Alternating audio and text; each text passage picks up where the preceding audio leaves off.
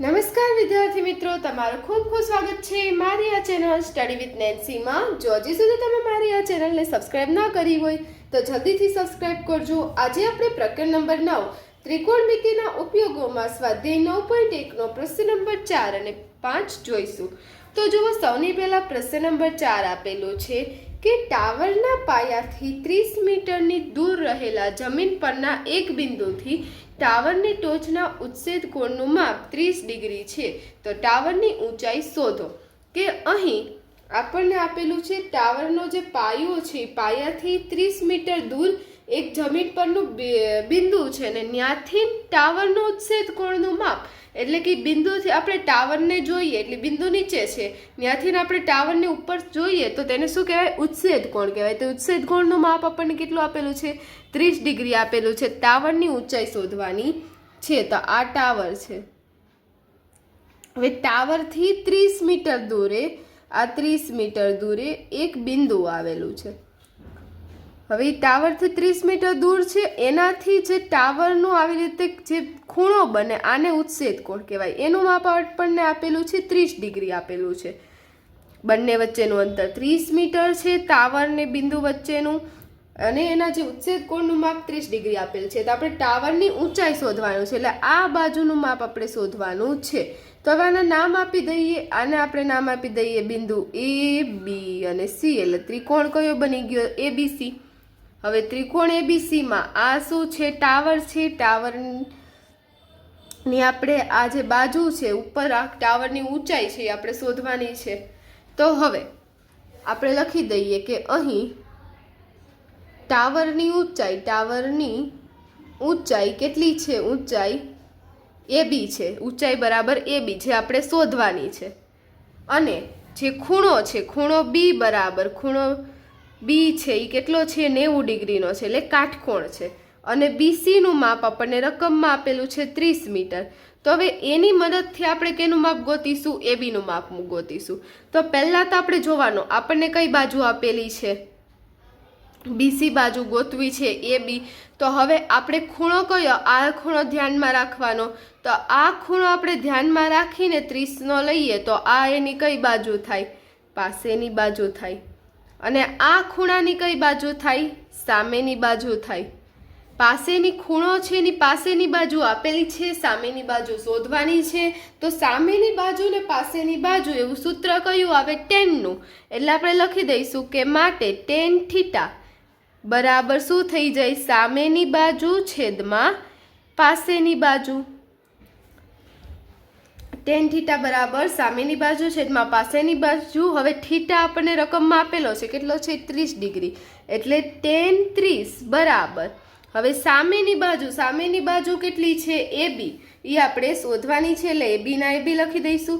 હવે પાસેની બાજુની માપ આપણને રકમમાં આપેલું છે 30.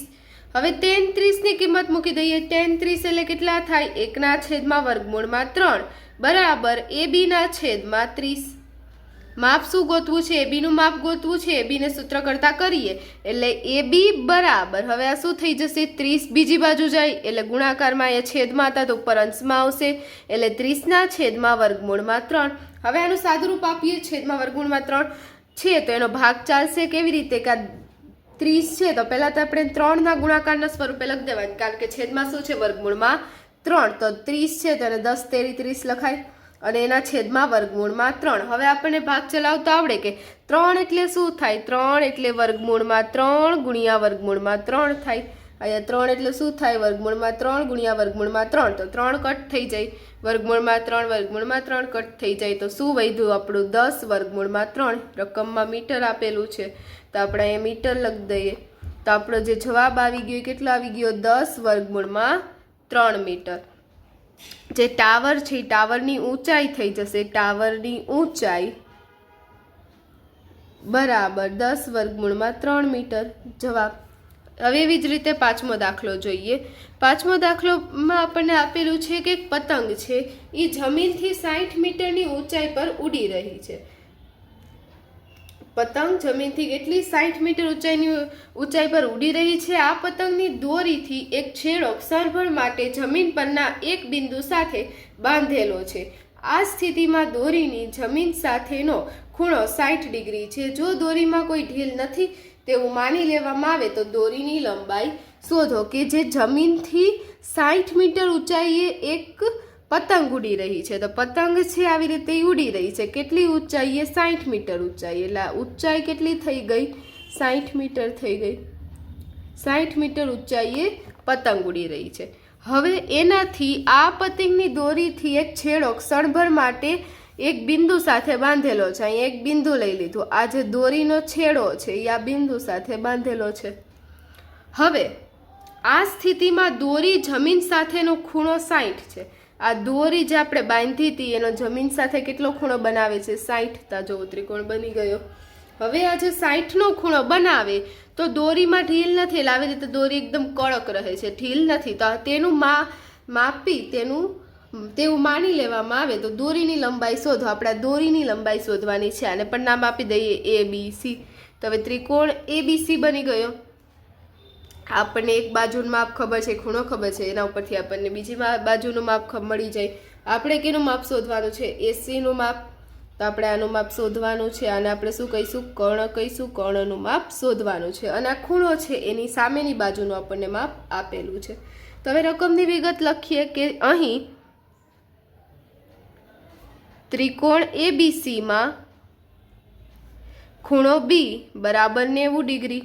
ખૂણો B કેવો છે? કાટખૂણો 90 ડિગ્રી. જ્યારે ખૂણો C બરાબર 60 ડિગ્રી. AB બરાબર 60 મીટર. જ્યારે AC બરાબર દોરીની લંબાઈ છે. AC બરાબર શું છે? દોરીની લંબાઈ છે, જે આપણે શોધવાની છે. બરાબર ક્વેશ્ચન માર્ક.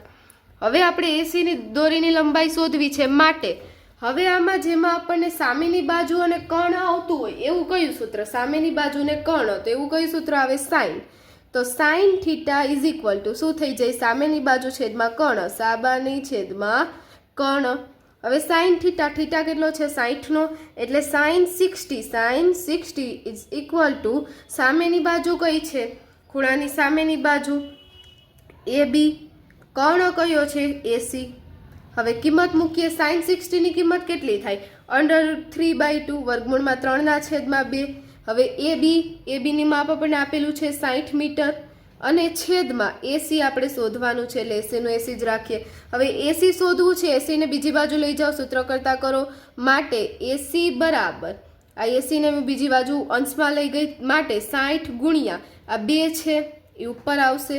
જ્યારે 3 છે એ છેદમાં જઈ જશે. એટલે આવી રીતે થશે 60 ગુણ્યા 2 છેદમાં વર્ગમૂળમાં 3. તો હવે 60 દુ કેટલા થઈ જશે? 120ના છેદમાં વર્ગમૂળમાં 3. હવે ઉપરના દાખલામાં કર્યું તેમ વર્ગમૂળમાં 3નો છેદ જશે, કારણ કે ઉપર પણ જો 3નો ગુણક આપેલો છે 120. તો 120ને આપણે આમ લખી શકીએ 40 ગુણ્યા 3 એટલે 120 થાય. 4 તેરી 12, પાછળ એક 0 લગાડી દીધો. 4ની આગળ 3ની આગળ 0 કેમ નહીં લગાડીએ? કારણ કે છેદમાં વર્ગમૂળમાં 3 છે. મારે 3 જોઈએ છે તેનો ભાગ ચાલે તે માટે.